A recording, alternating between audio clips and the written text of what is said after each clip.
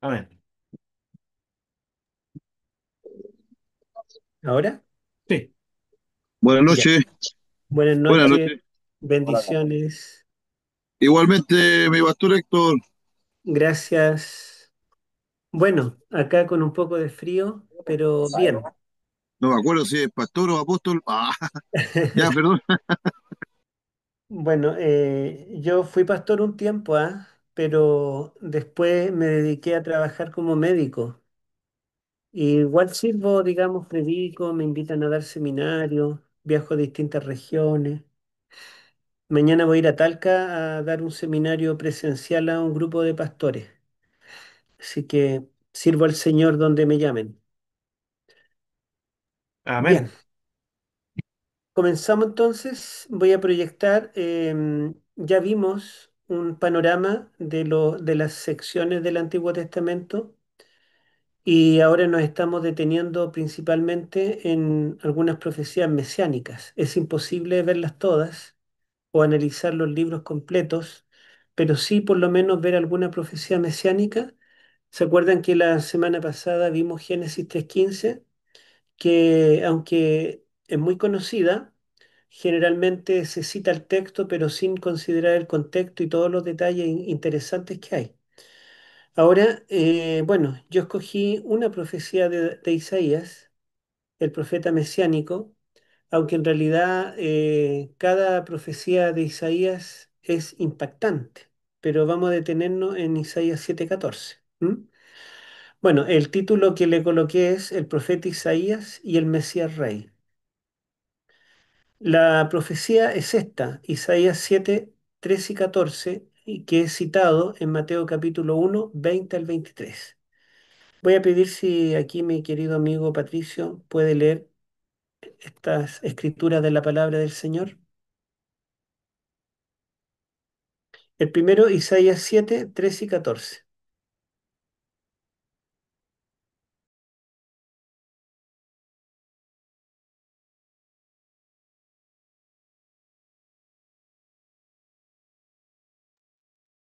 ¿Puede ser de aquí mismo, de donde yo lo tengo proyectado? Ya, ahora sí, el micrófono lo voy a sacar. Dijo Ya, entonces Isaías, oíd ahora, casa de David, no os basta con ser molestos a los hombres, sino que también lo seáis a mi Dios. Por tanto, el Señor mismo os dará señal. La Virgen concebirá y dará a luz un hijo y le pondrá por nombre Emmanuel. ya. Ahí tenemos la profecía, ¿cierto? Que Isaías anuncia, un hijo que va a nacer de una virgen y que se llamará Emanuel, que significa Dios con nosotros. Y tenemos como Mateo lo cita como cumplimiento cuando nace Cristo. A ver si lo pueden leer, por favor, Patricio. Mateo 1, 20 al 23. Amén. Dice, pensando él en esto, un ángel del Señor se le apareció en sueños y le dijo, José, hijo de David, no temas recibir a María tu mujer, por lo que, porque lo que en ella es engendrado del Espíritu Santo es, dará a luz un hijo y le pondrás por nombre Jesús, porque él salvará a su pueblo de sus pecados. Todo esto aconteció para que se cumpliera lo que dijo el Señor por medio del profeta: una virgen concebirá y dará a luz un hijo, y le pondrás por nombre Manuel, que significa Dios con nosotros. Ya, gracias, Patricio. Bueno, esa es la profecía y para cualquier cristiano esto es muy claro que se refiere a Jesús, ¿verdad? Isaías está anunciando a Jesús. Pero si nosotros discutimos con un judío que de verdad, porque hay muchos cristianos que se creen judíos, pero ni siquiera conocen Israel, no saben hebreo, pero un judío de religión judía que no sea cristiano, que no acepta el Nuevo Testamento, que lee la Biblia en hebreo, ellos no aceptan, en realidad no aceptan ninguna profecía mesiánica. Pero vamos a detenernos en esta en particular para ver cómo nosotros podemos entenderla. Ahora, Isaías tiene muchas profecías mesiánicas. Esta es una de las más conocidas. Bueno, quizá antes voy a mencionar algunos detalles para poder entender el texto. Isaías vivió en el siglo octavo antes de Cristo. Así, si queremos redondear, entre el 750 al 600 por ahí, son los años que él vivió, el 690 por ahí. Entonces, en ese tiempo, Israel ya estaba dividido en dos reinos. Israel en realidad se llamaba el Reino del Norte, que lo tenemos acá en azul, y la capital era Samaria. Desde que Omri compró este monte y construyó allí la capital del reino. Y abajo tenemos en amarillo el reino de Judá, que era un poco más chico. Y el profeta Isaías tuvo su ministerio completo en Judá, ¿ya? En esta zona. La capital era Jerusalén. Ustedes ven que Israel del norte fue más grande, Israel del sur fue más pequeño. Fíjense que Israel del norte tenía el privilegio de tener costa en el mar Mediterráneo. Judá no, porque en la costa estaban los filisteos. Y también Israel del norte tenía el lago de Genesaret, más conocido como el mar de Galilea, un lugar de abundancia pesca. En cambio, acá Judá tenía el mar muerto, un mar donde no había peces, ya salado. Entonces no estaba en una buena zona. Y geográficamente, Judá es muy seco. Hay malas cosechas y hay mucho lugar desértico.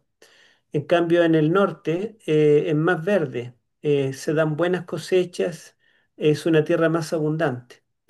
Entonces, Israel del norte tuvo muchos beneficios en relación a Judá, el reino del sur. Por otro lado, Israel del norte tenía parte en lo que se llama la Transjordania, al otro lado del Jordán, y en la Cisjordania.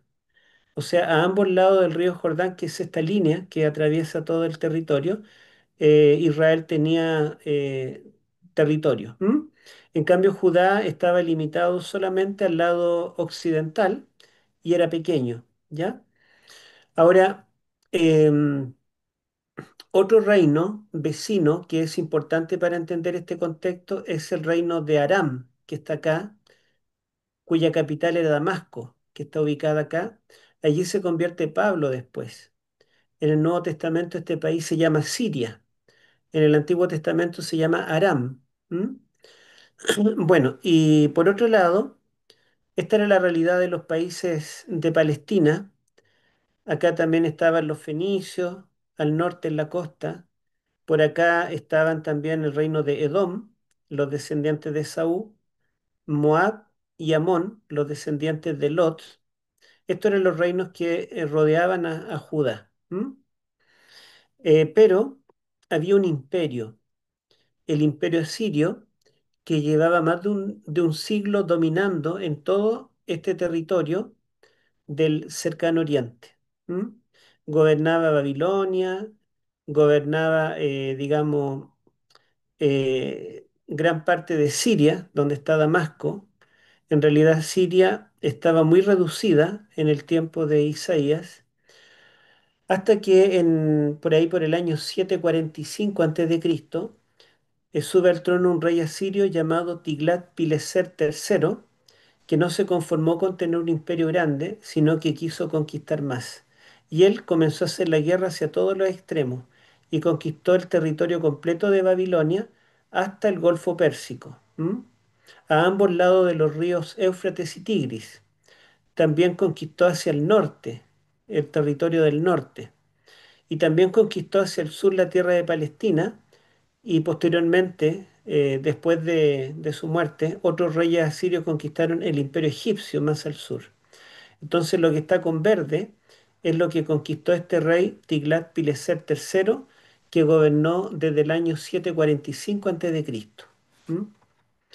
Bueno, los reyes judíos que gobernaron en el periodo del ministerio del profeta Isaías son estos cuatro. A ver si lo puede leer alguien, por favor. Isaías 1:1.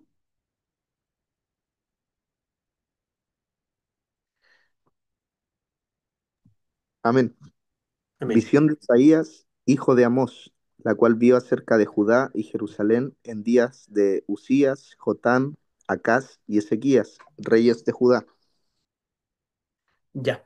Entonces allí, ¿verdad? Tenemos los cuatro reyes en los cuales Isaías tuvo su ministerio: Usías, Jotam, Acaz y Ezequías. Y la tradición judía nos dice que Isaías fue muerto en el reinado del hijo de Ezequías, que era el rey Manasés, ¿m? Que lo metió en un tronco hueco y acerruchó el tronco y lo partió en pedazos. Así terminó la vida del profeta Isaías. Si ustedes recuerdan, en el capítulo 6 del libro de Isaías, él es llamado al ministerio profético y se le aparece Jehová en su templo. Y dice que eso ocurrió en el año que murió el rey Usías, este rey. ¿Mm? Entonces, desde la muerte de Usías en adelante, Isaías es llamado al ministerio profético. Y es importante este antecedente que precede al capítulo 7. En el capítulo 6, Isaías es llamado cuando ha muerto el rey Usías. ¿Mm? Y, y es llamado, ¿verdad? Podríamos decir, con un trono vacío en Judá, porque el rey murió.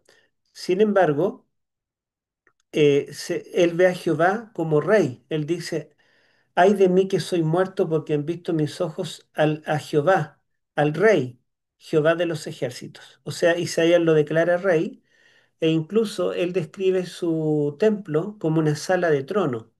De hecho, Jehová está sentado en un trono alto y sublime. Por lo tanto, Isaías nos quiere recordar que aunque hay un rey en Judá, el pueblo de Dios, el rey de los judíos es Jehová mismo. ¿Mm? Bien, entonces aquí yo quiero destacar de estos cuatro reyes, Usías, Jotam, Acaz y Ezequías, que el capítulo 7, donde se anuncia que una virgen concebirá a Emanuel, es en el reinado de Acaz, al comienzo del reinado de Acaz. Se piensa que es por el año 735 a.C. ¿Mm? Entonces, y este periodo de Usías, Jotam y Acaz, ustedes pueden ver que corresponde al reinado largo de Tiglat-Pileser III de Asiria. ¿Mm?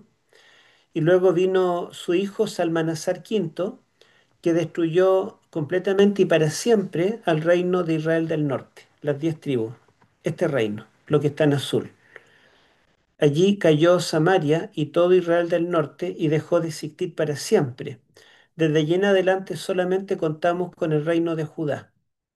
En ese tiempo de Salmanasar V, él destruyó a Israel del norte el 722. Y fíjense que corresponde al rey Oseas.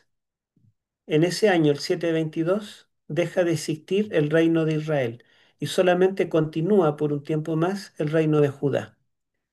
Ahora, el rey Acaz fue contemporáneo con el rey Peca y después con Oseas, pero Peca es, digamos, parte de esta profecía del capítulo 7. Peca de Israel y Acaz de Judá.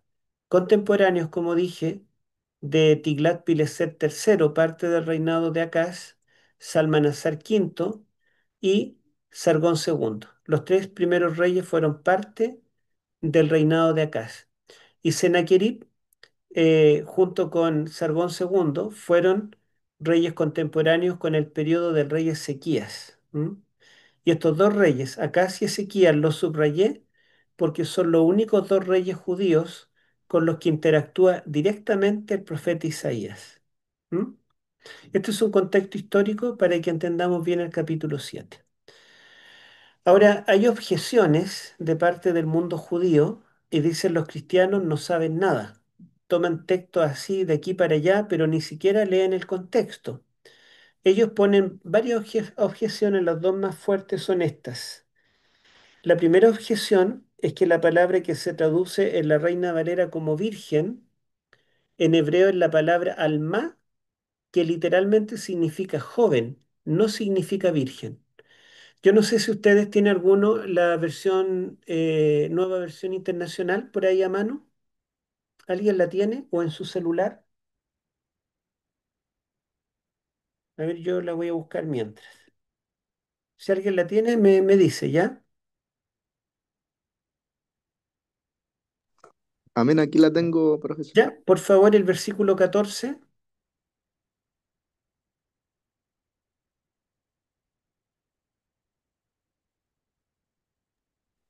siete Amén. catorce. Isaías 7:14. Deme un segundo que Ujú, la tenga guardada. ujú,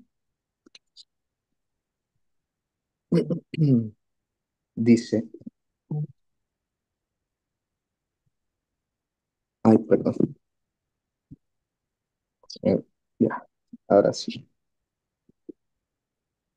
Isaías 7:14. ujú. Muy bien, el Señor mismo les dará la señal. Miren, la Virgen concebirá un niño, dará a luz un hijo y lo llamarán Emanuel, que significa Dios está con nosotros.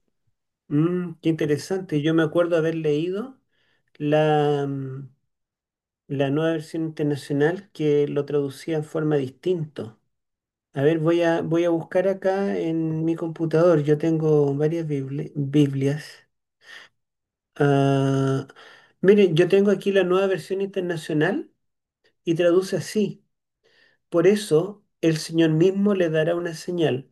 La joven concebirá y dará a luz un hijo y lo llamará Emanuel. Aquí dice la joven. ¿Su Biblia es la nueva versión internacional? Ah, no, es la nueva traducción viviente, pero dice entre paréntesis, o la joven. Perdón. Ya, bueno, claro, la nueva traducción viviente es otra traducción. La nueva versión internacional son distintas traducciones, distintos teólogos estuvieron detrás. Pero fíjense que ahí esa versión reconoce entre paréntesis que la palabra podría traducirse joven. Y aquí la nueva versión internacional la traduce joven, no coloca la palabra virgen. Dice, por eso el Señor mismo le dará una señal, la joven concebirá y dará a luz un hijo y lo llamará Manuel. Entonces, si nosotros, y bueno, tengo aquí la Biblia católica del peregrino, traducida por Luis Alonso Choquel, y dice, por eso el Señor, por su cuenta, os dará una señal. Mirad, la joven está encinta y dará a luz un hijo y le pondrá por nombre Manuel. También lo traduce la joven. Entonces, lo que nos dicen los judíos es que está mal traducida la Reina Valera.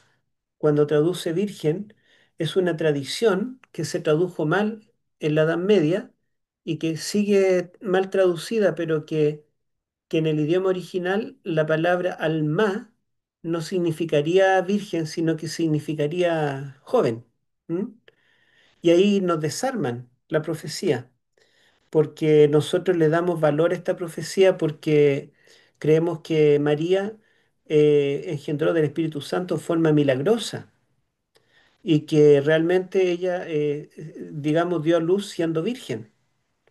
Y si no fue así, entonces, digamos, ya nos debilita. Este texto no es como tan significativo para citarlo en cumplimiento de lo que pasó con María. Segunda objeción. Ellos dicen, el niño que se anuncia acá debe nacer pronto, porque antes que el niño coma alimento sólido, Asiria, el imperio dominante, ¿se acuerdan que les mostré? Invadirá Israel y Siria o Aram. Entonces se está anunciando que esto va a suceder pronto. Y desde Isaías, que vivió por el año 740 Cristo hasta que nazca Cristo, deben pasar más de 700 años. Entonces eso no es que va a ocurrir pronto. Y vamos a mirar aquí cómo ellos lo fundamentan, junto con el panorama.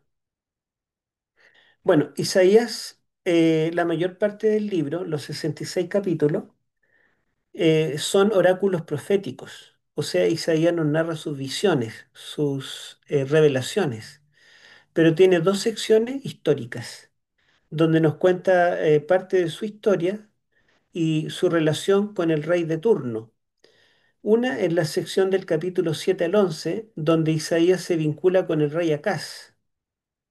Y la otra es Isaías 36 al 39, donde el profeta se vincula con el rey Ezequías, que es hijo de Acaz. Acaz responde rechazando la propuesta del profeta, o sea, una respuesta que no es de fe. Ezequías responde aceptando, creyendo la propuesta del profeta, o sea, da una respuesta de fe. Y todo el resto son oráculos proféticos. Entonces, si nosotros vemos que él dice que tuvo un ministerio profético largo durante 4 reyes, no nos cuenta nada de lo que él, digamos, experimentó o vivió en los tiempos del rey Usías y Jotam. Solo nos cuenta parte de su experiencia con Acaz y Ezequías. Ahora, fíjense que hay cierta similitud. Vamos a leer acá, a ver si alguien me puede ayudar. Isaías 7, 1 al 3, que nos va a dar el contexto histórico de esta profecía, pero al mismo tiempo la vamos a comparar con el incidente histórico con el rey Ezequías. ¿Quién podría leer el capítulo 7, 1 al 3?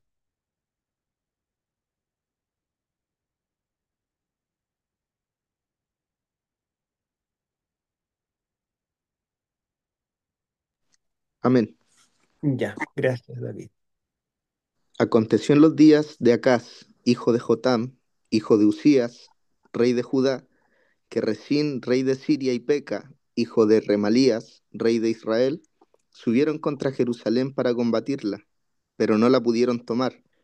Y llegó la noticia a la casa de David diciendo: Siria se ha confederado con Efraín, y se le estremeció el corazón, y el corazón de su pueblo, como se estremecen los árboles del monte a causa del viento. Entonces dijo Jehová a Isaías: Sal ahora al encuentro de Acaz, tú y Sear Jasub, tu hijo, al extremo de el acueducto del estanque de arriba, en el camino de la heredad del lavador. Ya. Entonces, fíjense que lo que tenemos acá es que cuando reinaba Acaz o cuando estaba comenzando a reinar, se unieron 2 reyes. Acaz era el rey de Judá, el rey del sur, pero Resín, el rey de Siria o Aram, y Peca, hijo de Remalías, rey de Israel, se unieron para subir contra Jerusalén para combatirla. De hecho, hubo un primer ataque, una primera invasión, pero no pudieron tomarla, porque Jerusalén está a 800 metros sobre el nivel del mar y tenía grandes muros y tenía estanques de agua dentro de la ciudad, por lo cual podían permanecer en un asedio. No, no era fácil tomarla. Y recuerden que David la tomó con una estrategia bien particular. Entonces, el primer intento no pudieron tomarla. Y, y resulta que después de ese primer intento, estos 2 reyes, Resín de Siria y Peca de Israel, y yo les voy a recordar el mapa de nuevo, miren, entonces aquí tenemos Judá y Jerusalén la capital, Resín es el rey de Siria, este reino que está acá, y Peca, el rey de Israel de acá, se unieron ambos, y los dos lucharon contra Jerusalén para tomar la capital. ¿M? O sea, una amenaza doble. ¿Y por qué se unieron para acabar con Jerusalén? Porque resulta que el imperio dominante que yo les dije era este gigante imperio, Asiria. Y en ese tiempo Tiglat-Pileser estaba ya conquistando hacia todos los lados y había quitado parte de Siria y parte de Israel. Entonces estos 2 reyes estaban temerosos de que Asiria acabara completamente con todos estos reinos pequeños y le propusieron al rey de Judá que se unieran todos los reinos pequeños para luchar contra Siria. Y el rey de Judá dijo, aunque nos unamos todos, no seremos capaces de derrotarlo. Entonces nosotros preferimos dar un paso al lado. No nos vamos a unir con ustedes para pelear contra Siria porque nos va a destruir a todos. Y estos 2 reyes entonces se molestaron y decidieron acabar con el reino de Judá, acabar con la dinastía de David y colocar allí un rey títere extranjero y, digamos, utilizar el reino de Judá para que junto con ellos pudieran hacerle frente a Siria. Esas eran las intenciones. Si leemos de nuevo el texto, miren acá. Subieron contra Jerusalén para combatirla, pero no la pudieron tomar. Y llegó la noticia a la casa de David, diciendo, Siria se ha confederado con Efraín, y se le estremeció el corazón y el corazón de su pueblo, como se estremecen los árboles del monte a causa del viento.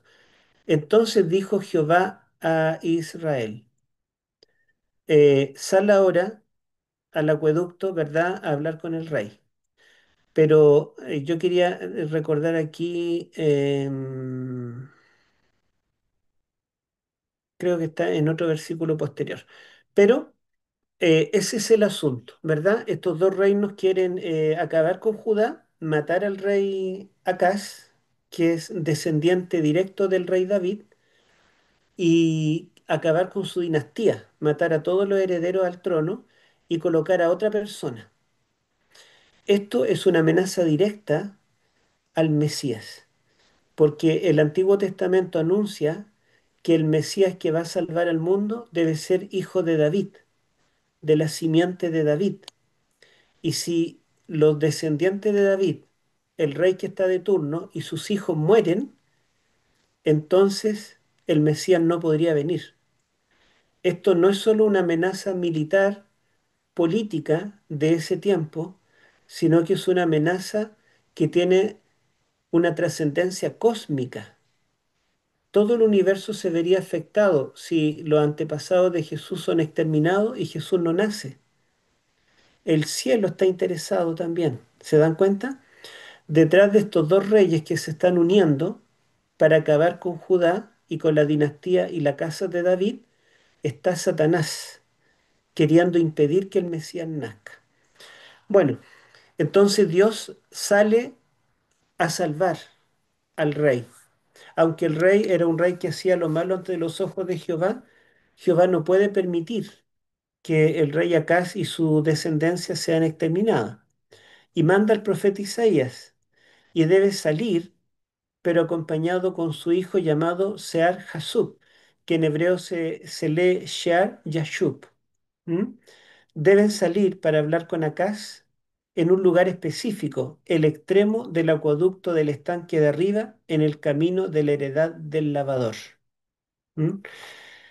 Pasaron 35 años y ya había muerto el rey Acaz, estaba gobernando su hijo Ezequías, había muerto el rey Tiglat-Pileser III y también Salmanasar V y Sargón II, y estaba gobernando su bisnieto Sennacherib.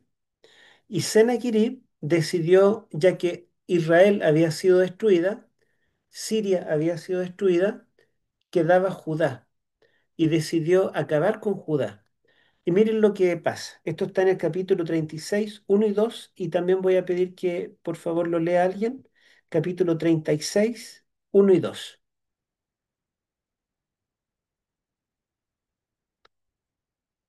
A ver si alguien lo lee, por favor.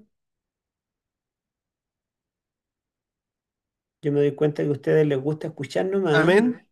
Amén. Por favor, José. Aconteció en el año 14 del rey Ezequías que Seraquerim, rey de Asiria, subió contra todas las ciudades fortificadas de Judá y las tomó. Y el rey de Asiria envió a los Rabsaces con un gran ejército desde Laquis a Jerusalén contra el rey Ezequías, y acampó junto al acueducto del estanque de arriba, en el camino de la heredad del lavador. Gracias. Entonces el rey de Asiria, Sennacherib, decidió acabar con el reino de Judá, que era el único que quedaba en pie en la región. Y dice que destruyó todas las ciudades fortificadas y las tomó. Quedaban dos, la capital Jerusalén y la segunda ciudad en importancia, que era una fortaleza también sobre un monte y con grandes muros. Era la ciudad de Laquis. Entonces dice que el rey de Asirio mandó a su copero desde Laquis, estaba atacando Laquis, y ahí lo mandó a que fuera a Jerusalén para amenazar al rey Ezequías, pedirle que se rindiera.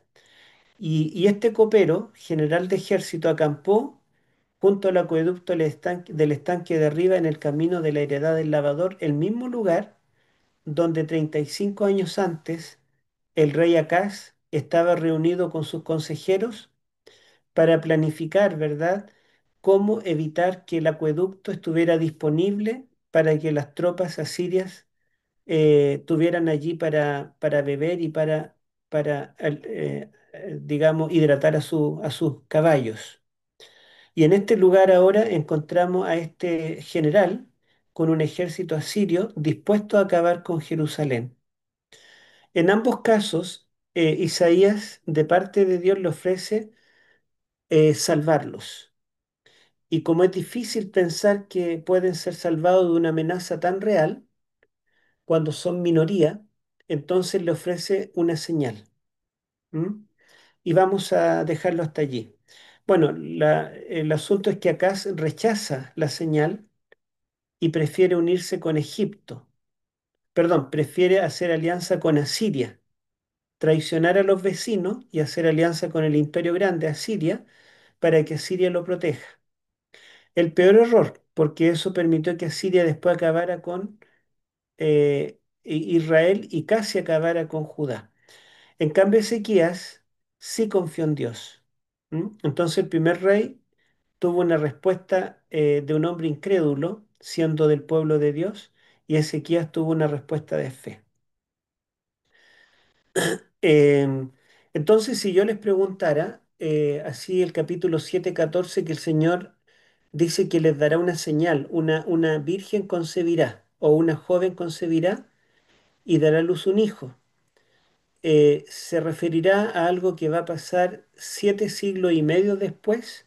¿O será una señal para que ellos en ese tiempo puedan confiar en que Dios va a actuar?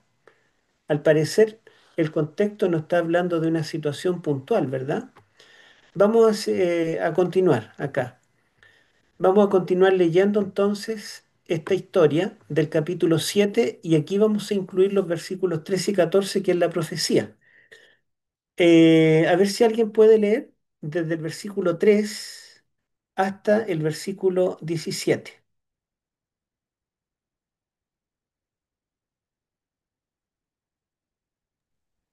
Patricio, ¿tú podrías leer Sí. todo esto?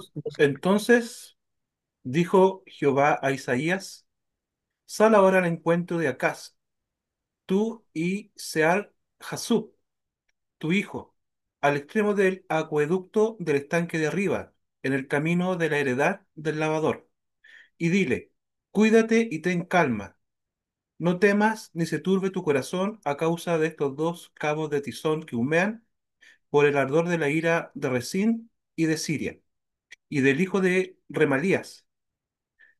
Ha concertado un maligno plan contra ti el sirio, con Efraín y con el hijo de Remalías, diciendo: Vayamos contra Judá y aterroricémosla, repartámosla entre nosotros y pongamos en medio de ella por rey al hijo de Tabeel. Por tanto, Jehová el Señor dice: No sucederá eso, no será así, porque la cabeza de Siria es Damasco y la cabeza de Damasco Resín. Y dentro de 65 años, Efraín será quebrantado hasta dejar de ser pueblo. Y la cabeza de Efraín es Samaria, y la cabeza de Samaria el hijo de Remalías. Si vosotros no creéis, de cierto no permaneceréis.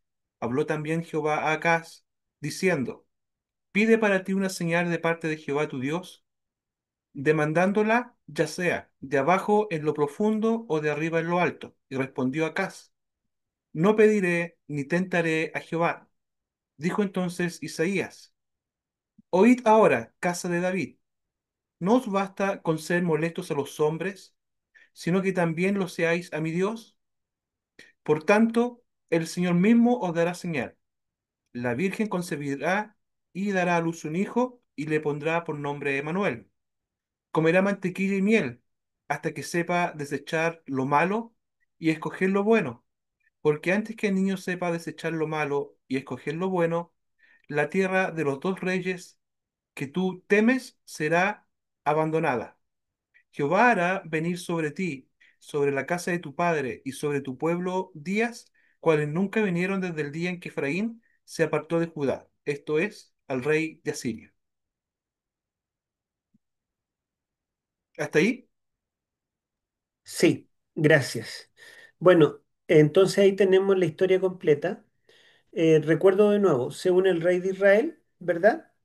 Que se llama Peca, con el rey de Siria, que se llama, ¿cómo se llamaba el rey de Siria? Era el hijo de Remalías, pero el nombre, a ver, lo voy a buscar. Se llama Resín, ¿ya? Peca con Resín se unen y deciden acabar con Judá, repartirse en dos el territorio y colocar como rey en Judá a el hijo de Tabeel, ¿ya? Que no es judío, ni es de la casa de David. Entonces el Señor manda a Isaías para que le dé ánimo al rey Acaz y le dice que Dios le ofrece salvarlo. Le dice no tengan miedo de estos dos tizones que humean. Eso es una forma de decir que en vez de ser una gran amenaza, ya se están apagando. Lo que queda de ellos muy poco. Y, y Dios, para darle más ánimo, porque sabe que el rey no es un hombre de fe, entonces le dice, mira, pide una señal, lo que quieras, o de arriba del cielo o de abajo de lo profundo, y yo te la daré. ¿Se acuerdan ustedes cuando Gedeón pide una señal? Tenía dudas si iba a ganar o no la batalla y le dice, Señor, mira, yo te pido que los vellones todos amanezcan mojados en la mañana, pero toda la tierra alrededor seca. Y así ocurrió. Entonces después él razonó y dijo, bueno, ¿no será que la tierra se seca más rápido cuando sale el sol y los vellones conservan la humedad? Y le dijo, Señor, perdona, pero te pido una segunda señal. Te pido que ahora los vellones estén completamente secos, pero toda la tierra alrededor mojada. Al otro día se levantó y los vellones estaban completamente secos, los vellones de lana de oveja, ¿verdad? En cambio, la tierra estaba toda mojada. Y así, con esta señal sobrenatural, él confió para ir a la batalla. Dios también le dice al rey Ezequías, más adelante, cuando está amenazado, que le pide una señal. Y el rey entonces dice, sí, yo quiero una señal. Pido que el sol, en lugar de avanzar, retroceda. Y bueno, eso no es posible. Pero Dios le dijo, está bien, lo haré. Y Dios hizo retroceder la sombra 10 grados, ¿se acuerdan? En el reloj del rey Ezequías. Y él pudo ver que en vez de avanzar como siempre, retrocedió. Esto fue tan notorio que Babilonia, que es la capital de la astronomía, mandó algunos representantes para saber qué había pasado y le preguntaron al rey Ezequías que si él sabía cómo había ocurrido este fenómeno de que había retrocedido el sol. Y él, en vez de hablarles del poder de Dios, les habló de él mismo, ¿verdad? Y de su riqueza y todo eso, ¿verdad? Despertó la codicia de los babilonios. Bueno, entonces aquí Dios le dice a este rey, Acaz, pide una señal, lo que quieras, para que tú confíes, sea de allí de lo alto del cielo o de lo bajo del abismo, y yo te la daré. Y él dice, no, no pediré señal, no tentaré a Jehová, no, ya tengo mi plan hecho. Me voy a unir con Asiria. Voy a pagarle, y le pagó una fuerte suma de dinero al rey de Asiria. Sacó parte de los tesoros del templo de Jehová en Jerusalén, y ese oro lo entregó al rey de Asiria para que el rey de Asiria hiciera alianza con él y lo protegiera. Mm. Entonces rechazó la ayuda divina y prefirió la ayuda de Asiria porque era algo visible para él. ¿Mm? Dios era, digamos, no era visible, por lo tanto no confió. Y por ese motivo viene la respuesta del profeta. Y fíjense, el profeta dice en el versículo 13, oíd ahora casa de David, no os basta con ser molestos a los hombres, sino que también lo seáis a mi Dios. Por tanto, el Señor mismo os dará señal. la Virgen concebirá y dará a luz un hijo y le pondrá por nombre Emanuel. El nacimiento de este niño será la señal de que Dios va a salvar a Judá. ¿Mm? Ahora, fíjense que dice que la Virgen dará a luz el niño y el niño comerá mantequilla y miel. ¿Mm? Que no son cosas duras, ¿verdad? Son como comida de bebés, hasta que sepa desechar lo malo y escoger lo bueno, o sea, hasta que ya tenga conciencia.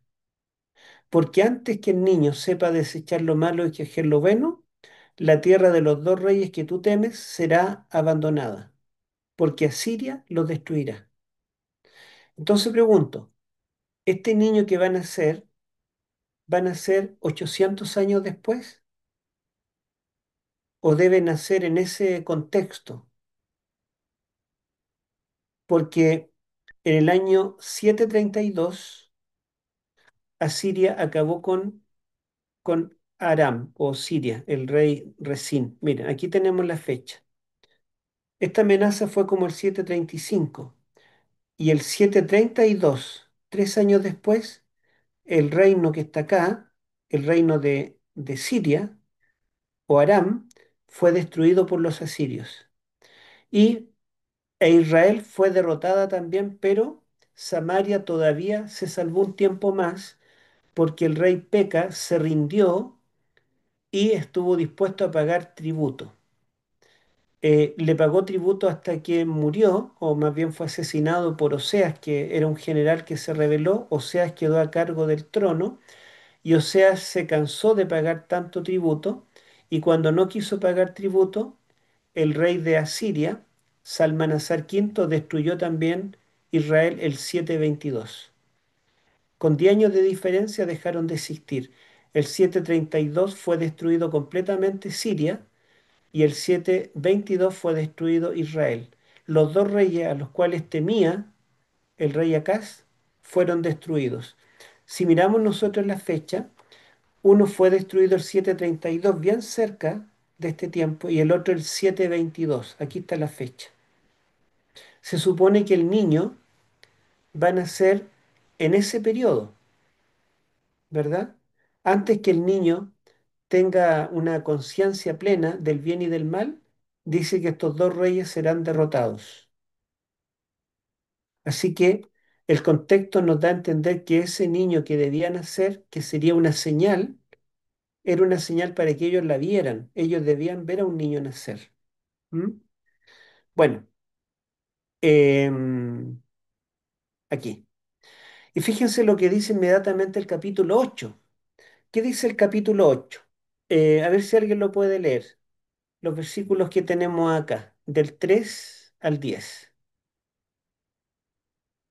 Dios le da orden a Isaías que conciba un hijo más con su esposa, que le llama la profetisa. ¿Quién lo podría Amén. leer? Ya, por favor. Capítulo 8 verso 3 al 4, ¿cierto? 3 al 10. Amén. Isaías capítulo 8 versículo 3 al 10. Me acerqué a la profetisa que concibió y dio a luz un hijo. Yahvé me dijo, llámale a Maaser Salach Has Baz, pues antes que sepa el niño decir papá y mamá, la riqueza de Damasco y el botín desde Samaria serán llevados ante el rey de Asiria. Volvió Yahvé a hablarme de nuevo, porque ha rehusado ese pueblo las aguas de Siloé que fluyen mansamente y se ha desmoralizado ante Razón y el hijo de Romelías. Por lo mismo, he aquí que el Señor hace subir contra ellos las aguas del río, embravecidas y copiosas, desbordará por todos sus cauces. El rey de Asiria y todo su esplendor invadirá todas sus riberas, seguirá por Judá anegando a su paso hasta llegar al cuello y la envergadura de sus alas abarcará la anchura de tu tierra, Emanuel. Hagan, hagan leva, pueblos serán derrotados, escuchen, confines todos de la tierra, alarma, serán destrozados, alarma, serán derrotados, tracen un plan, fracasará, digan una palabra, no se cumplirá, porque con nosotros está Dios. Gracias, hermano Sergio. Bueno, ustedes ven que aquí, inmediatamente después de lo que Dios le dice a través del profeta Isaías al rey Acaz, que rechazó la señal, entonces Dios le dice, bueno, no quieren señal, Dios dará una señal. Una alma, que lo traduce virgen, la Reina Valera, y joven, otras versiones, dará a luz un hijo y llamará su nombre Emanuel. Entonces Dios le dice a Isaías, mira, ten un hijo con tu esposa. Y dice, me llegué a la profetisa y nació mi hijo y Dios me dijo, ponle Maher Shalal Hashbaz, que significa que la presa y el despojo se apresuran. En otras palabras, la destrucción está a las puertas.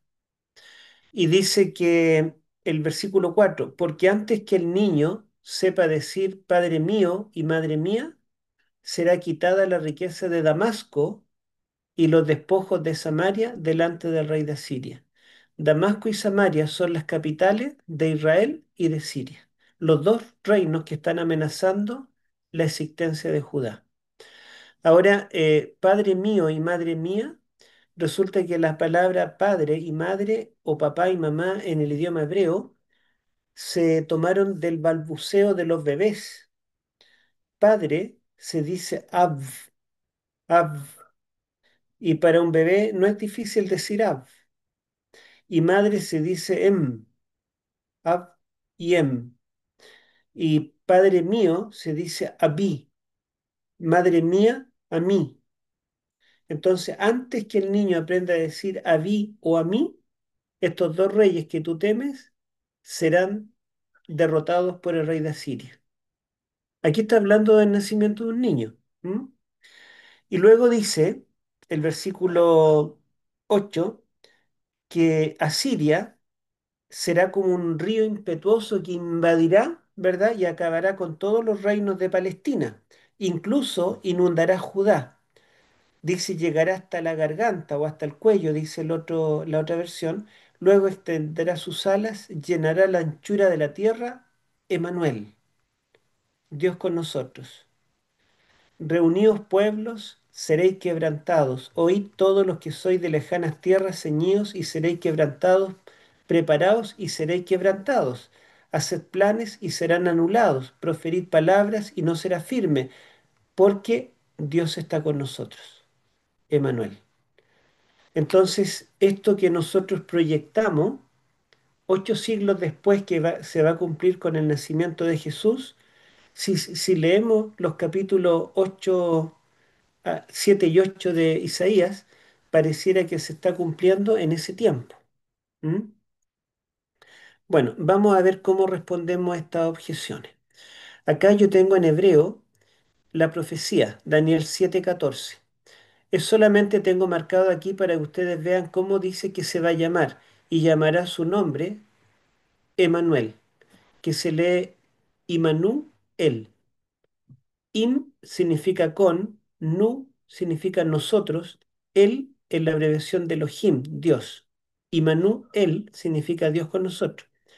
Ahora en el capítulo 8, cuando habla del nacimiento del hijo de Isaías, dos veces aparece la misma palabra, fíjense, Imanu él en el verso 8 y Manu él en el verso 10.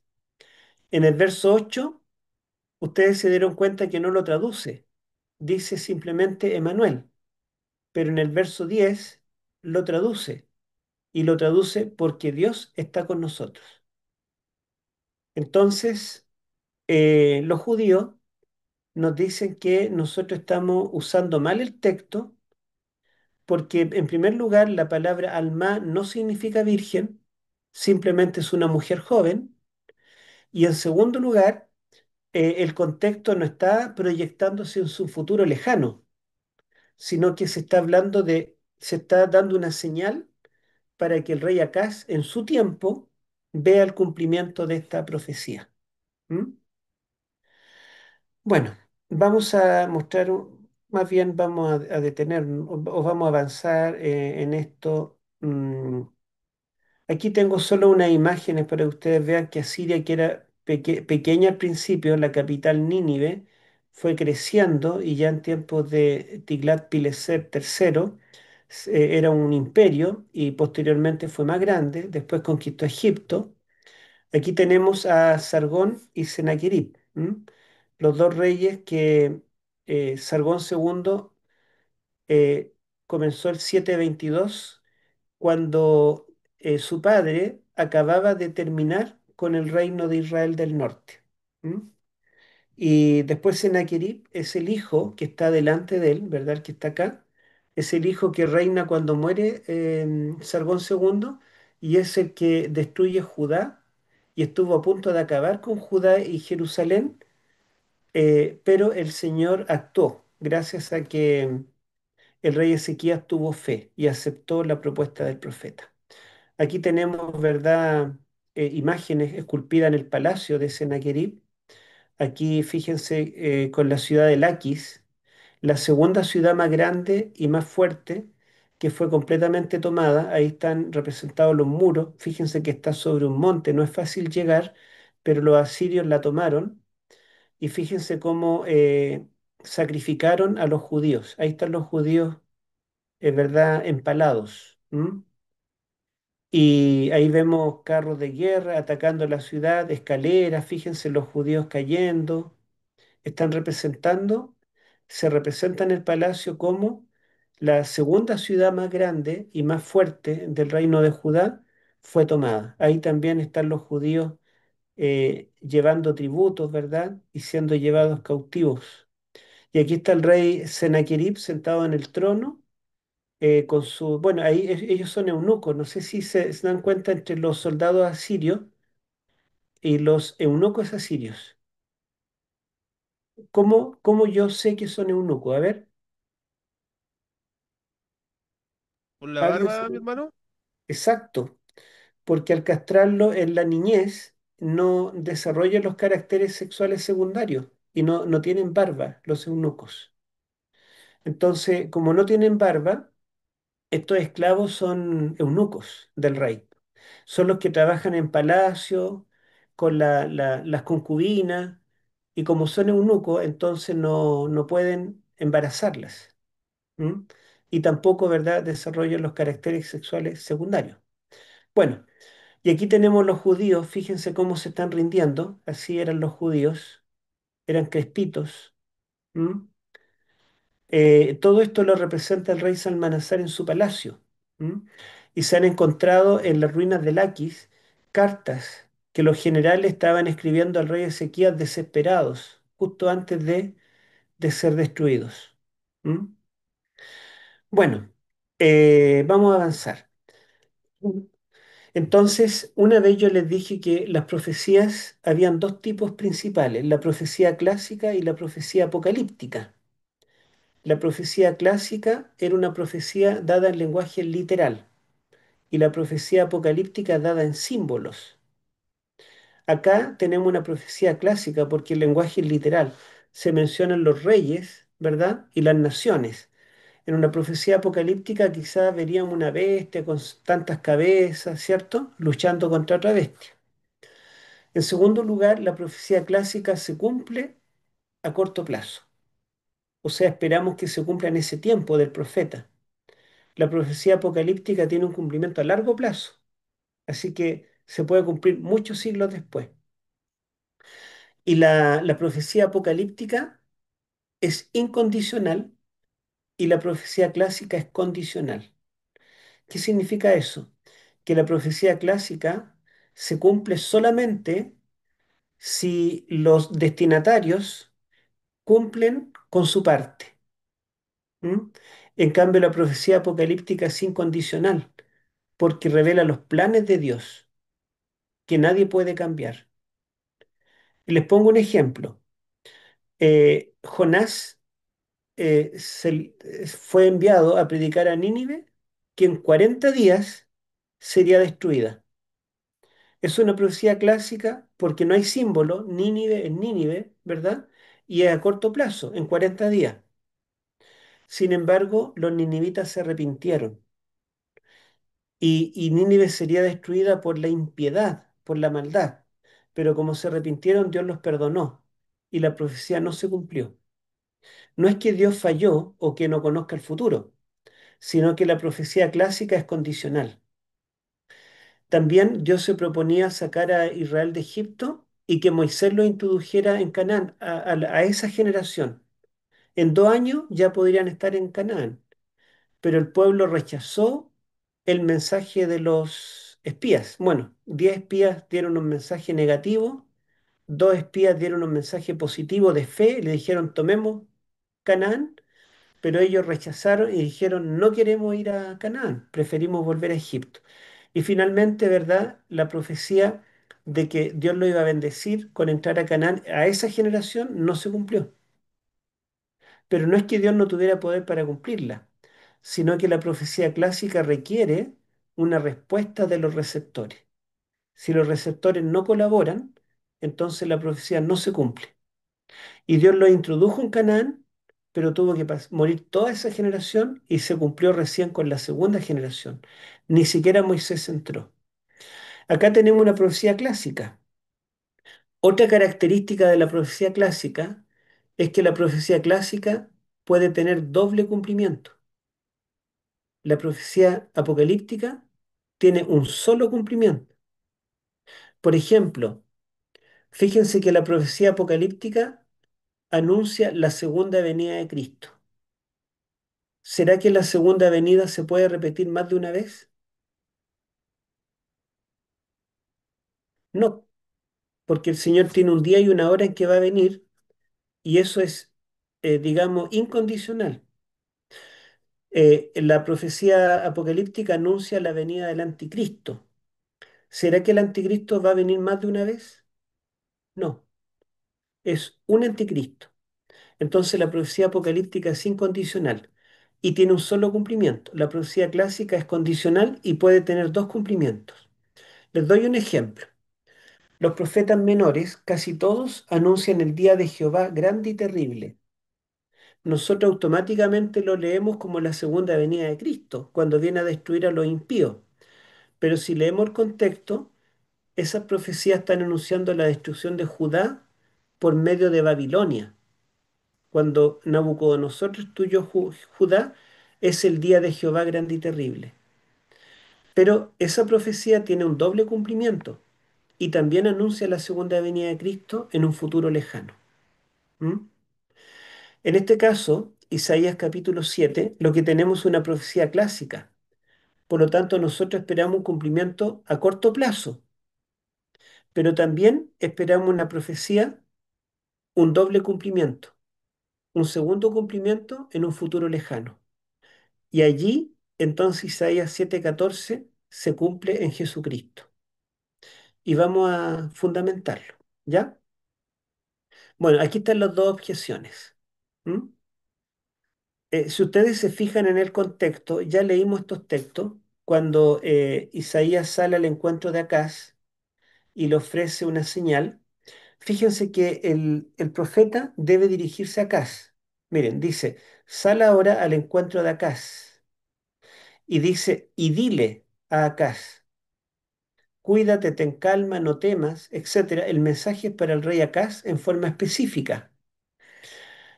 Y fíjense que Dios le habla a Acaz a través del profeta. El 10. Habló también Jehová a Acaz diciendo, y le ofrece pedir señal. El 12 dice, y respondió Acaz, no pediré señal. El diálogo es entre Jehová por medio del profeta y Acaz. Pero cuando Acaz rechaza pedir señal, fíjense el versículo 13. Dijo entonces Isaías, oíd ahora, casa de David. Yo pregunto, decir casa de David y Acaz, ¿es lo mismo? ¿Qué piensan ustedes? Pienso que no. No es exactamente lo mismo, ¿verdad? Acaz era de la casa de David, ¿cierto? Porque era un descendiente del rey David. Pero Acaz agota la casa de David o la casa de David es más amplia, un concepto más amplio. Es un concepto más amplio, profesor. Claro que sí, porque porque equipara a Dios, todas las generaciones. todas las generaciones, claro. Jesús nació de la casa de David. Amén. Amén, claro. Y los reyes que existieron antes de Acaz, por ejemplo, Salomón, Roboán, ¿eran de la casa de David? Amén. Amén. Entonces, cuando habla de la casa de David, está hablando de un tiempo y un grupo de personas mucho más amplio que el contexto local del tiempo de Acaz. Originalmente, el Señor le dio la oportunidad a Acaz. Le dijo a Acaz, pide una señal. Acaz la rechaza. Entonces ahora el mensaje cambia, ya no está dirigido exclusivamente a Acaz. Ahora no es a Acaz, ahora es a toda la casa de David. ¿Mm? Y dice en el versículo 13, dijo Isaías, oíd casa de David. Y fíjense el 14, por tanto el Señor mismo os dará señal. Cuando decimos os, nos referimos a una persona o a más de una. Más de una, plural. Más de una es plural, ¿cierto? Podríamos decir, el Señor os dará señal a vosotros. Entonces está pensando en la casa de David, a todos los que vienen después del rey Acaz, todo lo que implica la casa de David. La señal, por lo tanto, no es solo para Acaz, es para todos los judíos de la casa de David que vendrán posteriormente a él. ¿Mm? Y ahí le dice, la Virgen concebirá y dará a luz un hijo. Ahora, esto de que esta virgen, o si lo traducimos la joven, si una joven concibe, sería el cumplimiento de qué? De la señal, ¿verdad? La señal. Ahora, yo les pregunto, em, una señal es algo, digamos, es algo llamativo en primer lugar, pero también una señal es algo sobrenatural. La palabra señal en hebreo ots generalmente se refiere para algo sobrenatural, un milagro. Y fíjense ustedes que acá Dios le dice al rey Acaz, ¿dónde está?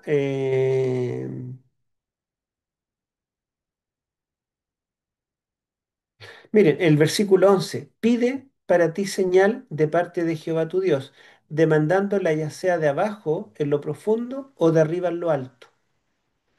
Entonces pregunto, cuando está hablando de una señal de abajo en lo profundo o de arriba en lo alto, ¿es una cosa corriente?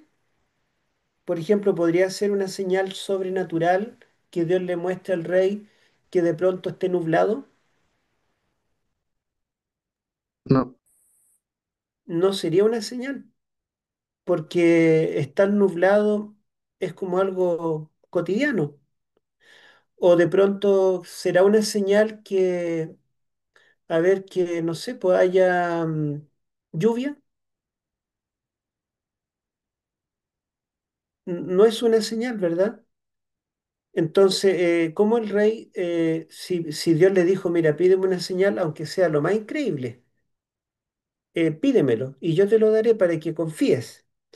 Entonces el rey no quiere señal y Dios dice, mira, yo te voy a dar una señal. La virgen concebirá. Traduzcámoslo como joven. La joven concebirá. Pregunto, ¿es algo sobrenatural que una joven tenga un hijo o es algo no. cotidiano? Es cotidiano, normal. Es cotidiano, o sea, que una joven quede embarazada y tenga un hijo no es nada de otro mundo. Pero aquí lo que está diciendo es que esto será una señal. ¿Mm? Ahora, fíjense ustedes que, claro, uno dice, pero en el capítulo que viene, Isaías tiene un hijo.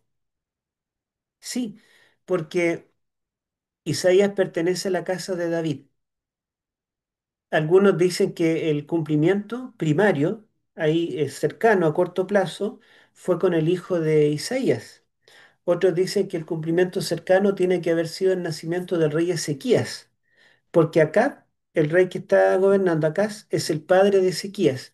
Y Ezequías fue un rey fiel, un tipo del Mesías, hizo lo bueno ante los ojos de Jehová. Entonces algunos dicen, bueno, quizá la señal es que él tuvo un hijo con su esposa, que fue Ezequías. Otros dicen quizá la señal a corto plazo fue el nacimiento de Maher Shalal Hasbaz, el hijo de Isaías. Pero la verdad es que esto está apuntando a algo mucho más sobrenatural. Está apuntando a algo milagroso. Y solamente el nacimiento de un hijo de una virgen sería una señal sobrenatural. ¿Mm? Y como la profecía está dada a la casa de Judá, el nacimiento de cualquier hijo en ese tiempo, sea del rey Acaz o del profeta Isaías, no agota el cumplimiento de la profecía. Ese sería el cumplimiento primario a corto plazo. Pero la profecía clásica tiene un cumplimiento secundario, mayor, más glorioso. Y ese cumplimiento es con el Mesías, Jesús de Nazaret. Ahora, fíjense que acá está amenazada la casa de Judá completa, porque estos reyes querían acabar con toda la descendencia del rey David. Esto era una amenaza mesiánica también, po. Entonces, em, y bueno, eso no solo afectaba a la casa de David, sino que era el fin de Judá. Y acá Dios salvará en forma sobrenatural. Y Jesús de Nazaret salvó en forma sobrenatural. Así que en la profecía, aunque esté hablando de un cumplimiento primario en los tiempos del rey Acaz, que él podría ver, está apuntando a una salvación mucho mayor en el tiempo de la venida del Mesías. ¿Mm? Vamos a ver la siguiente, miren. Ahora, ¿será verdad que la palabra alma significa joven y no virgen? Acá tenemos las dos palabras. Alma se escribe así en hebreo, de derecha a izquierda. Alma se pronuncia así. Y Betulá es la palabra que significa virgen. O por lo menos la Reina Valera traduce Betulá como virgen y traduce Alma como joven. Y la mayoría de las versiones traduce Betulá como virgen en el hebreo. La palabra Alma aparece muy pocas veces. Fíjense solo en estos textos. ¿Ya? Sin embargo, la palabra Betulá aparece muchas veces más. Pero en estricto rigor, el hebreo bíblico no sabemos exactamente el significado de estas palabras. Más bien se asume en tiempos modernos que Betulá significa virgen y Alma significa joven. Pero esto hay que descubrirlo en base al contexto, al uso. Y es interesante que en Génesis 24, cuando habla de em, Rebeca, la que va a ser la esposa de Isaac. ¿Se acuerdan que el siervo Eliezer va a buscar esposa? Y acá en Génesis 24:43 a esta joven Rebeca la llama Alma. Y después en y antes en el 24:16 le llama Betulá. En el 16 cuando se encuentra con ella la llama Betulá. Y en el 43 cuando él cuenta, ¿verdad? El testimonio, ¿verdad? Él le llama Alma. Por lo tanto, estas dos palabras describen a la misma joven, que es virgen. ¿M? Bueno, y tenemos otro ejemplo. Por ejemplo, fíjense en Joel. Joel capítulo, ¿dónde lo tenemos acá? Joel capítulo 1:8. A ver si alguien lo busca, por favor. Joel 1, versículo 8.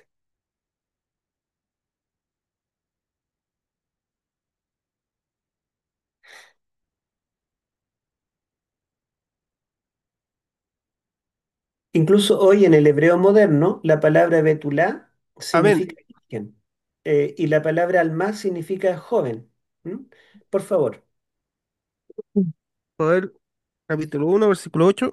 Ujú. Llora tú como joven vestida de cilicio por el marido de su juventud. Ya, Joel está anunciando que viene Babilonia y va a matar a todo el mundo, y los varones van a ir a la guerra y van a perder y van a morir, y van a quedar todas viudas. Entonces dice, llora tú como joven viuda por el marido de tu juventud. Lo traduce joven en ese texto la Reina Valera. En otras partes traduce Betulá, se usa Betulá, lo traduce como virgen, pero aquí lo traduce como joven. ¿por qué no lo puede traducir como virgen? A ver.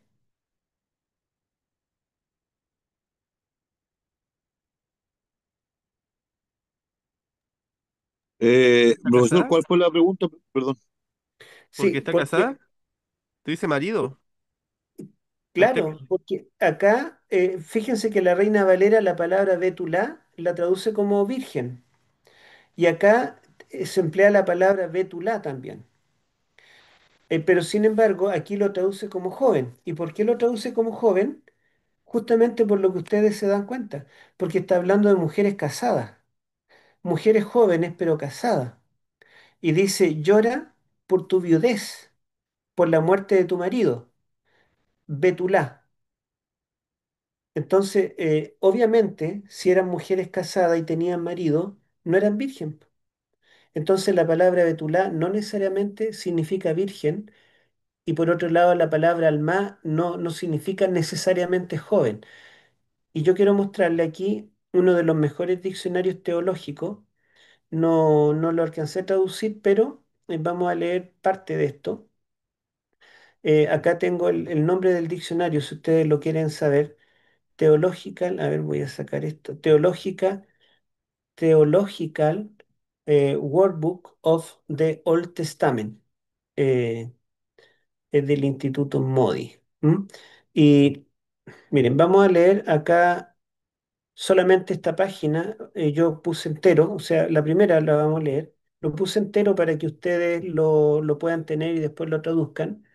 La palabra Betulim lo traduce como virginidad, ¿ya? Y Betulá lo traduce como virgen.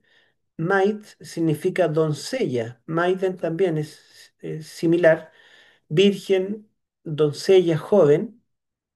Probablemente desde un verbo betal, que significaría separar, que no es usado en el Antiguo Testamento.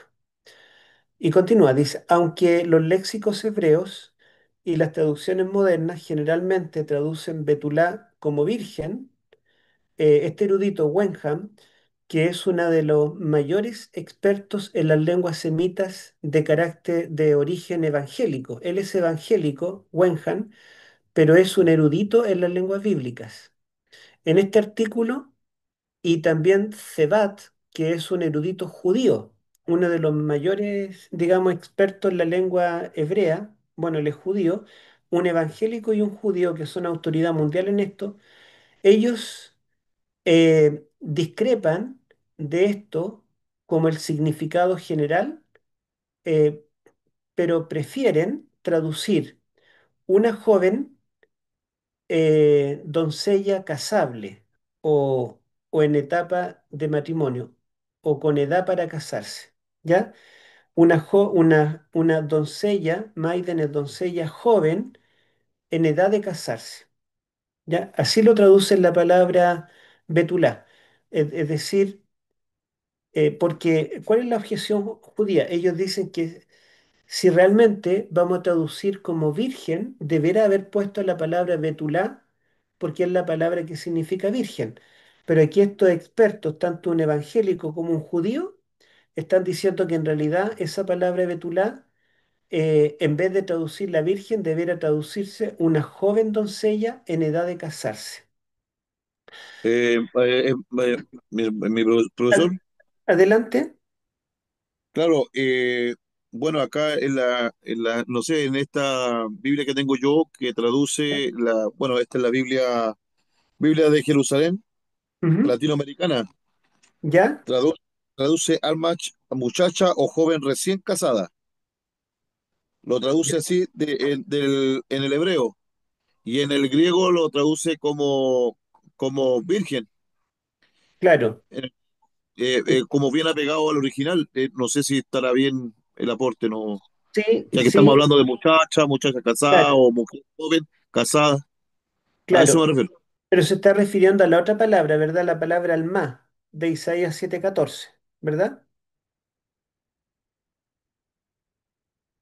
Sí, profesor, al más, Claro. dice. Claro, entonces la palabra alma, la que usa Isaías, según la Biblia de Jerusalén, entonces significa joven recién casada. Por lo Sí, tanto, acá dice muchacha o joven recién casada. claro, entonces para ellos no, no es lo mismo que virgen. ¿Se dan cuenta? Claro, porque la doncella, la traducción griega dice la virgen, precisando así la palabra hebrea almach, muchacha o joven recién casada. Ujú. Claro, Claro. vamos a explicarlo, ¿sí? Lo vamos a explicar. José, por favor. Sí, bueno, la Biblia de estudio teológico igual dice algo referente a una frase que me llamó mucho la atención, que el Ujú. marido de su juventud dice que una joven que estaba como a punto de casarse y no se casó, que quedó como vestida para casarse. Eso es lo Ya, que describe de ese versículo, del de Joel. ujú, ya. O sea, cuando, en Joel, ¿verdad? Joel 1:8, 1:8. Correcto, Joel 1:8. Cuando dice Ya. marido de su juventud, quiere decir eso. Bueno, Una joven, un dolor tan profundo de una mujer que está a punto de casarse y no se casa. en realidad el texto está hablando del marido, ¿ah? No está hablando de que está por casarse, sino que ya tiene marido, ya está casada. Solamente que en esa Biblia los traductores entienden que Betulá siempre significa virgen. Por lo tanto, ellos quieren que diga virgen, ¿me entienden? En cambio, la palabra alma, la que usa Isaías, porque Isaías podría haber usado Betulá. Entonces los judíos modernos traducirían virgen. Pero como emplea alma, los judíos dicen, no, pues, alma no significa virgen. Virgen es Betulá. Pero aquí estamos leyendo en este diccionario que es erudito, que la palabra Betulá, que según los judíos modernos significa siempre virgen, y estamos viendo una de las grandes autoridades del mundo evangélico en las lenguas bíblicas y una de las grandes autoridades de origen hebreo, y los dos coinciden en que la mejor traducción sería una doncella joven en edad de casarse, pero no está diciendo que es virgen. Dice, continúa, pero mientras Wenham, erudito evangélico, no concede el significado virgen en ningún texto de todas las veces que aparece la palabra betulá, Sebal permite que este significado sea en tres de las 51 veces que se menciona en el Antiguo Testamento. En estos tres textos él dice que ahí sí lo traduce virgen, en los otros 40 y tantos no lo traduce virgen.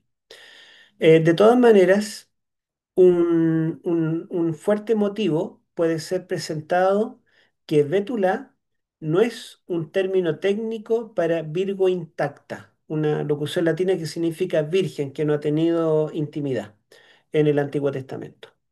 Conclusión que tiene apoyo, digamos, que es importante, digamos, llevada al significado de alma en Isaías 7:14. Las lenguas cognadas, o sea, lenguas que son parientes y cercanas con el hebreo. Un estudio de la palabra en las lenguas cognadas, sostenido por Gordon, que es otro erudito en lenguas bíblicas, dice que Betulá en las lenguas del cercano oriente, por sí misma, no significa Virgo intacta. O sea, él también, en este estudio comparativo, ya no solo del hebreo, sino saliendo del hebreo y comparándolo con otras lenguas, concluye eso. Y menciona, la palabra egipcia, especialmente paralela con nuestra palabra hebrea, es, aquí no sé cómo se pronunciará, munot, algo así.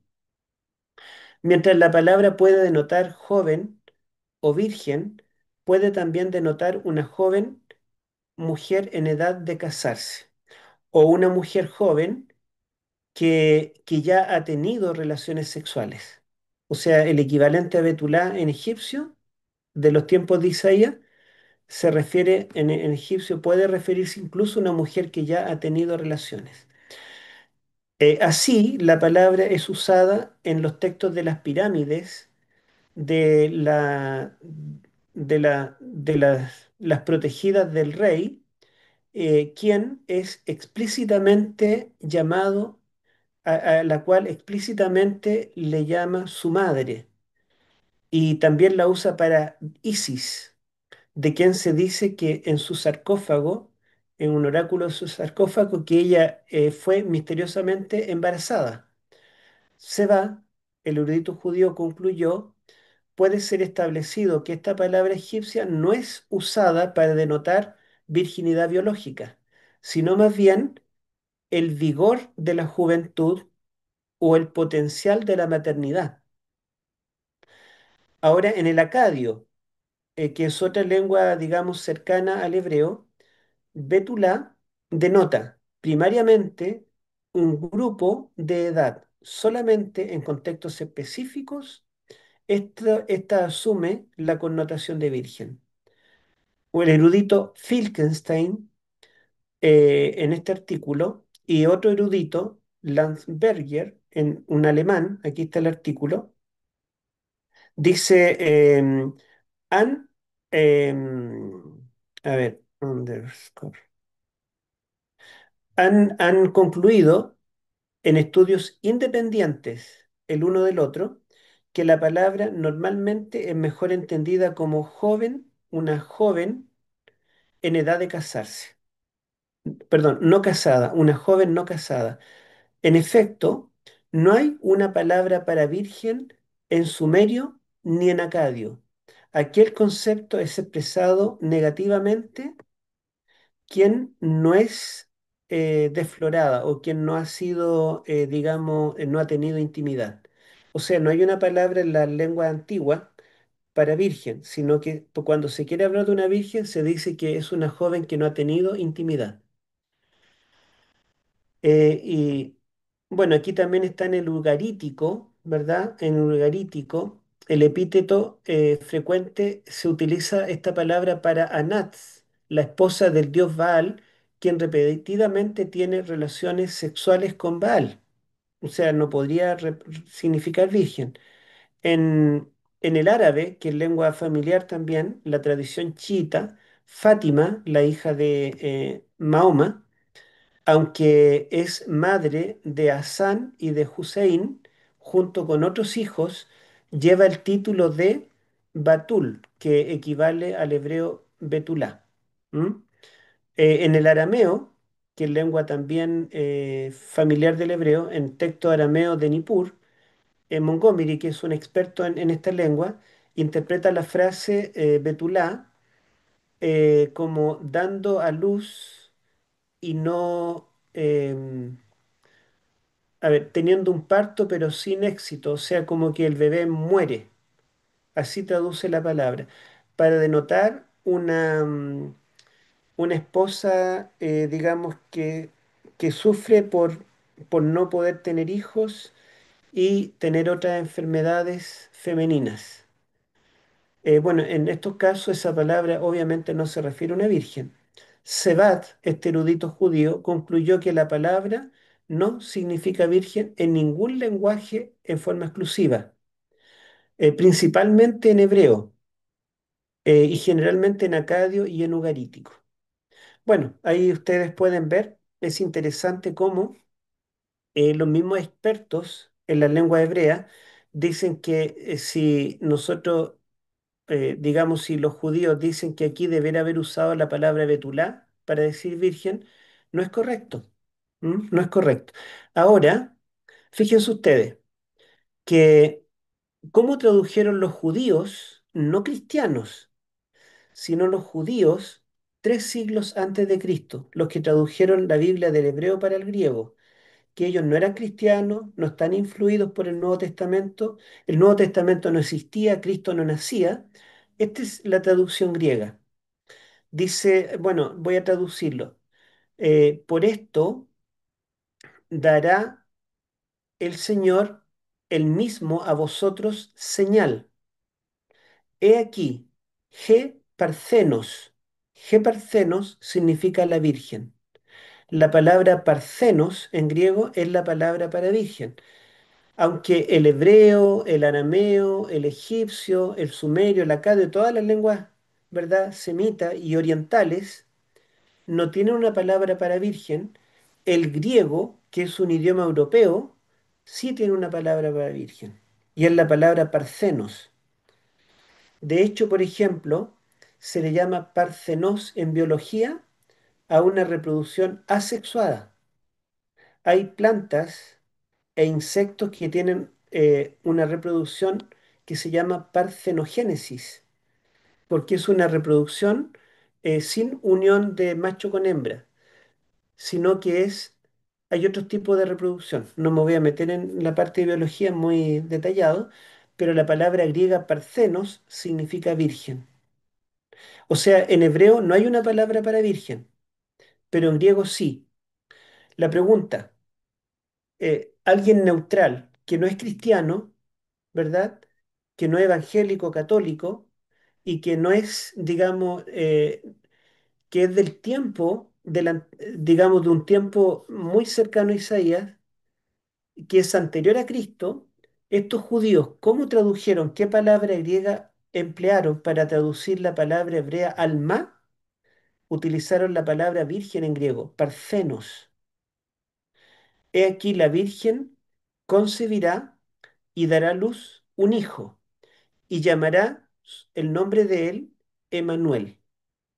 Entonces, es que Mateo, cuando cita a Isaías, está inventando, está acomodando el texto a la situación.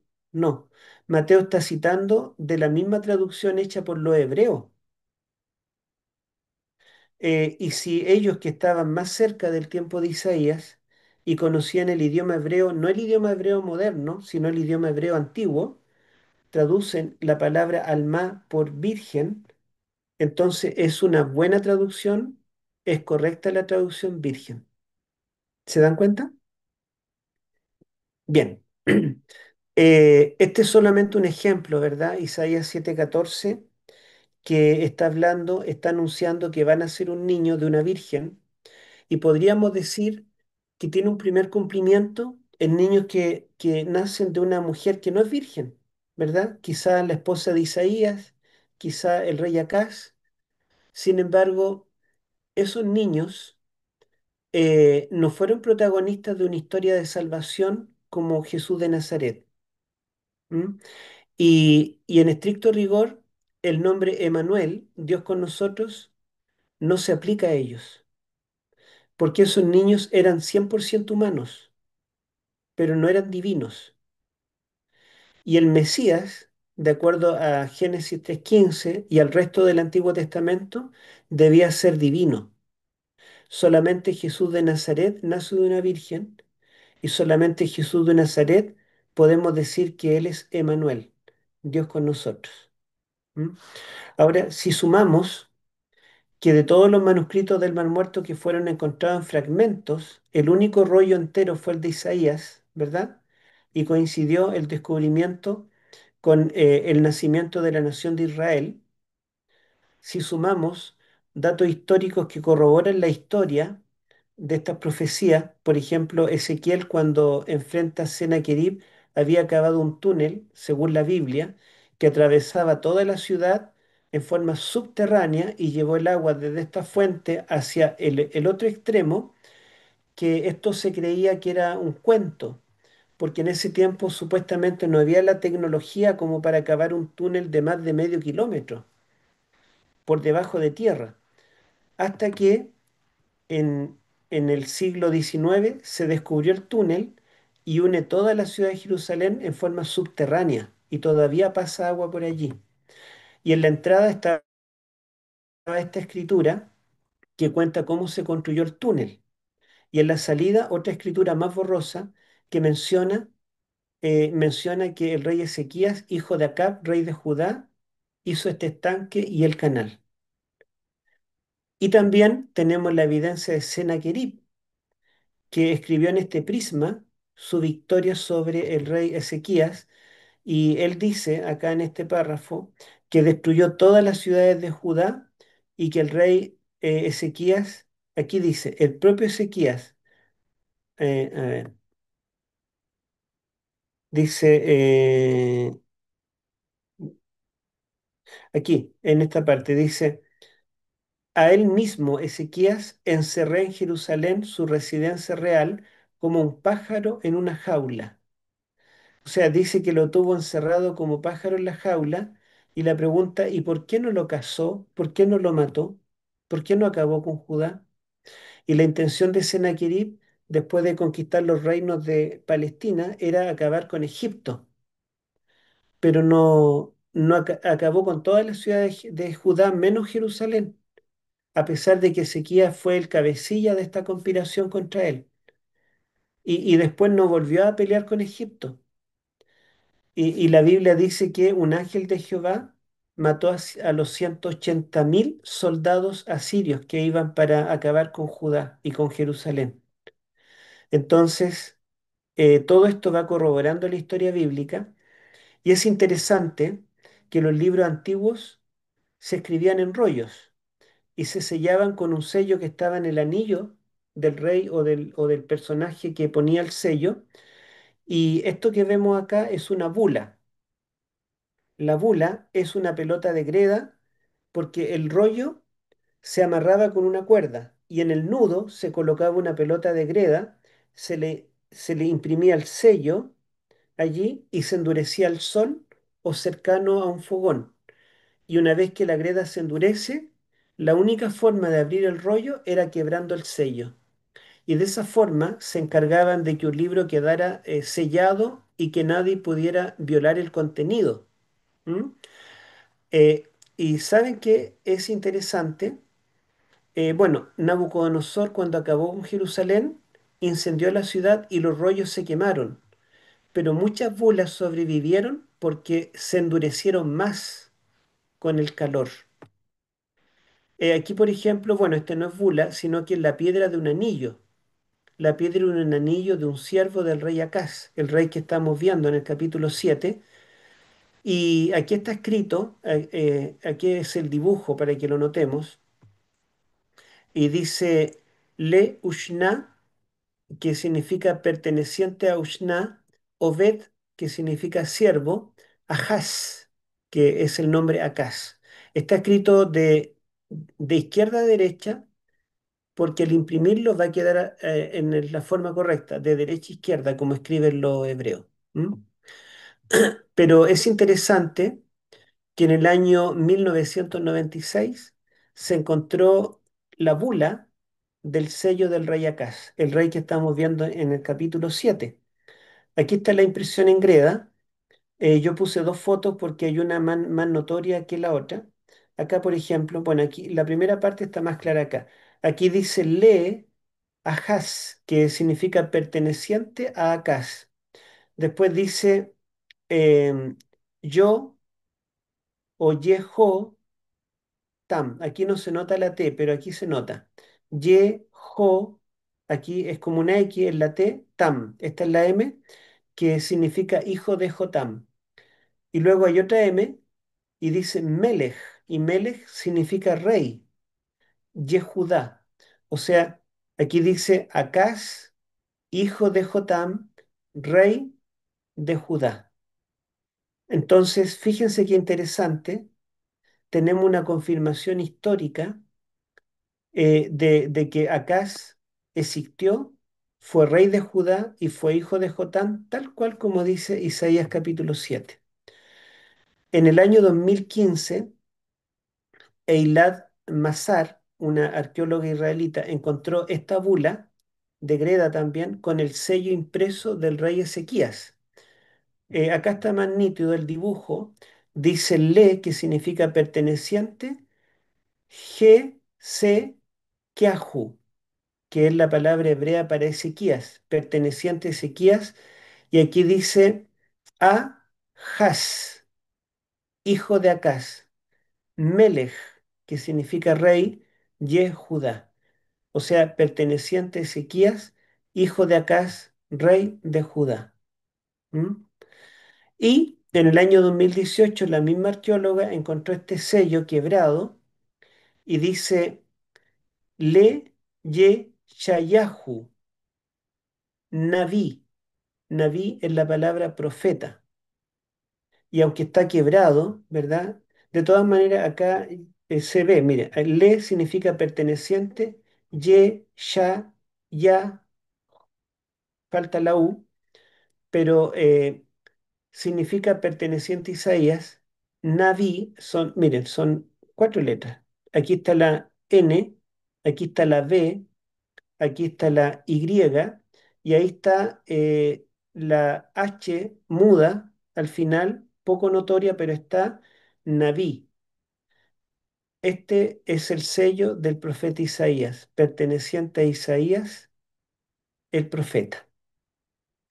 Entonces, miren qué coincidencia.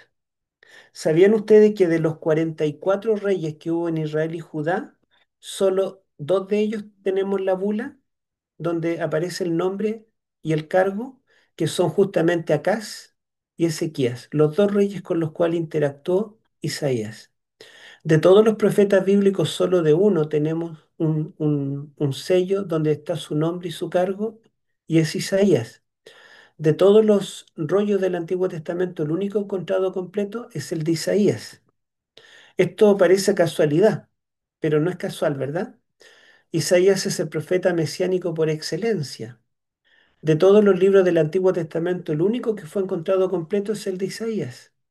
De todos los reyes de Judá y de Israel, que son más de 40, los únicos de los cuales se ha encontrado sus sellos son dos, Acaz y Ezequías.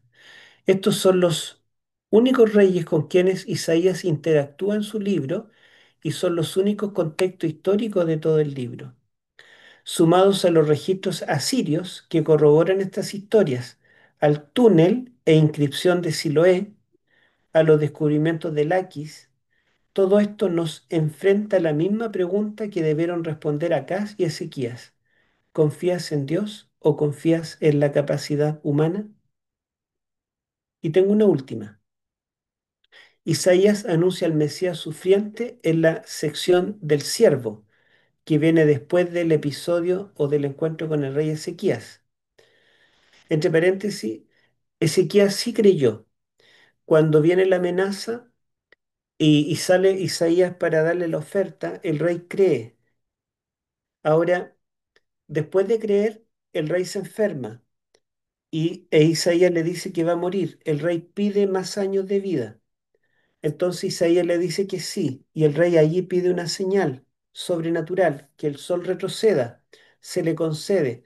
Pero en ese caso, el rey falla, porque en vez de dar a conocer el poder de Dios para darle vida, él a los embajadores de Babilonia le muestra sus glorias.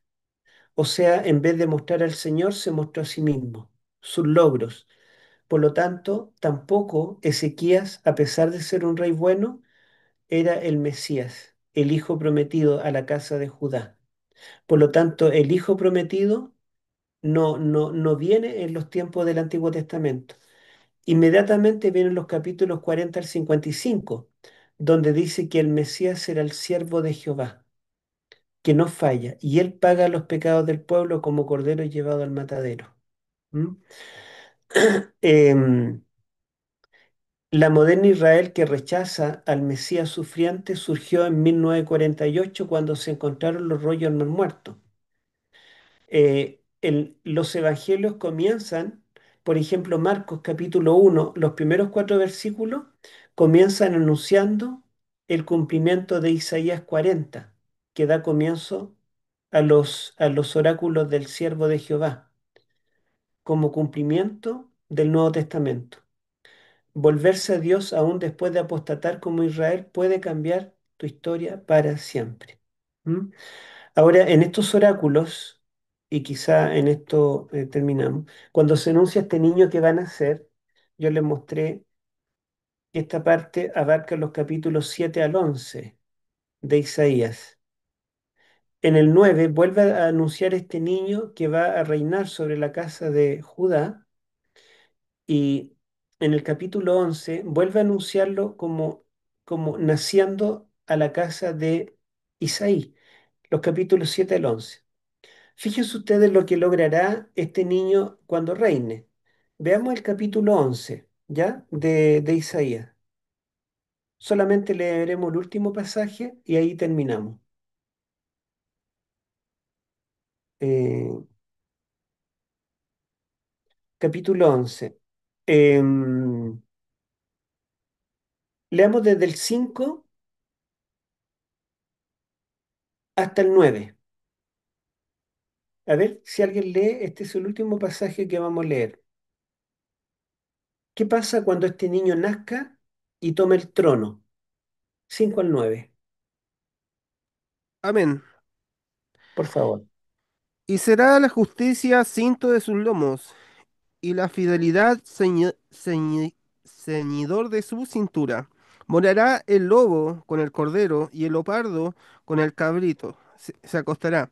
El becerro y el león y la bestia doméstica andarán juntos, y un niño los pastoreará. La vaca y la osa parecerán sus crías, echarán juntas, y el león como el buey comerá paja. El niño de pecho jugará sobre la cueva de la aspid, y el recién destetado extenderá su mano sobre la caverna de la víbora. No harán mal ni dañarán en todo mi santo monte, porque la tierra será llena del conocimiento de Jehová como las aguas cubren el mar. ¿Y hasta el Ese es 9? el reino que va a instaurar este niño que va a nacer de la Virgen. Pregunto, ¿logró eso algún rey judío o el hijo de Isaías? No, no lo hizo. No. Fíjense que este niño que va a nacer no solo logrará la paz en el reino de Judá, que es chiquitito, sino que en el capítulo 11 dice que todas las naciones serán parte del reino de este niño. Logrará la paz definitiva, pero no solamente entre los hombres, sino que también entre las bestias. El reino que instaurará este niño dice que allí el león comerá paja como el buey, como era en el Edén. ¿Podemos decir que esto se cumplió con algún descendiente de la casa de David en algún momento de la historia judía? No, ¿verdad? O sea, este niño que va a nacer y que se fundará un reino, que será el rey esperado, ¿verdad? Logrará la solución definitiva contra el pecado y las consecuencias del pecado que entraron en el Edén. Logrará restaurar este mundo y el universo a la forma como era originalmente cuando era bueno todo en gran manera. Entonces, este niño que se anuncia en los capítulos 7 al 11 no puede ser, ¿verdad?, otro que el Mesías. Cuando los cristianos decimos que Isaías 7:14 está anunciando al Mesías que se cumple en Jesús de Nazaret, que nació de una virgen, no estamos sacando el texto de contexto. Le estamos dando la única interpretación posible. ¿Mm? Bueno, em, este es el ejercicio que yo quería hacer con ustedes. Sé que es difícil, hay muchos detalles, pero para que ustedes vean que los cristianos no estamos diciendo cosas sin fundamento.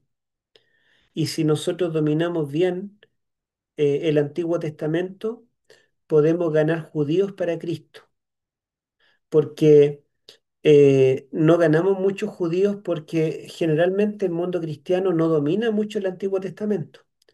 Usamos el Nuevo, pero resulta que los judíos no aceptan el Nuevo Testamento, solo aceptan el Antiguo. Yo he discutido con judíos y para discutir con ellos solamente tenemos que usar el Antiguo Testamento, pero ni siquiera aceptan las traducciones muchas veces, sino que ellos aceptan la Biblia hebrea. Pero con las mismas herramientas que ellos aceptan, nosotros podemos demostrar que Jesús de Nazaret es el Mesías y no hay ninguna otra alternativa. ¿Mm?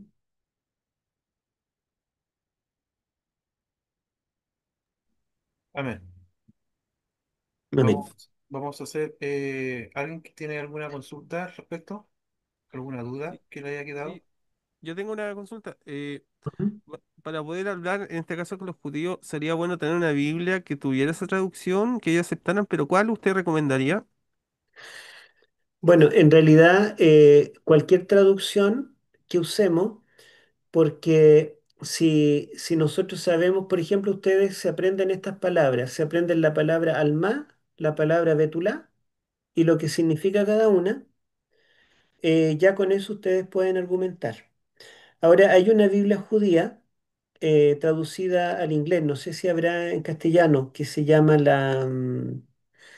a ver, ¿cómo se llama? Creo que yo la tengo acá, voy a buscarla en inglés y si la encuentro, les voy a decir cómo tendría que, en inglés se llama Jewish Publication Society Es JPS. Voy a buscar en internet si está en español, ¿ya? Em, JPS, Biblia judía en español.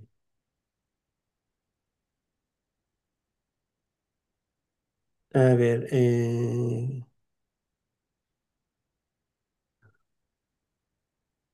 dice, no existe una traducción oficial en español.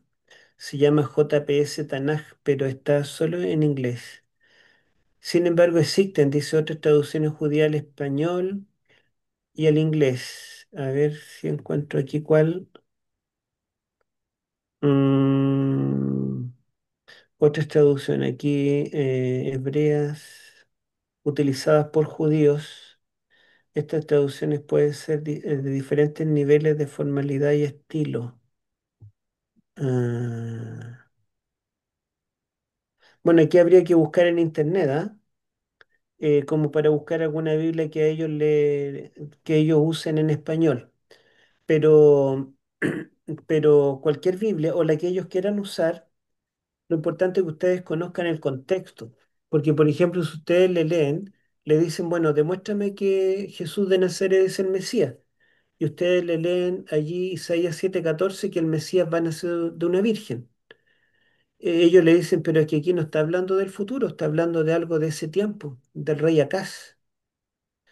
Y allí ustedes le pueden decir, bueno, pero resulta que no estaba amenazado solo Acaz, sino toda la casa de Judá, porque el Mesías nace de David. Y eso sí está en el Antiguo Testamento.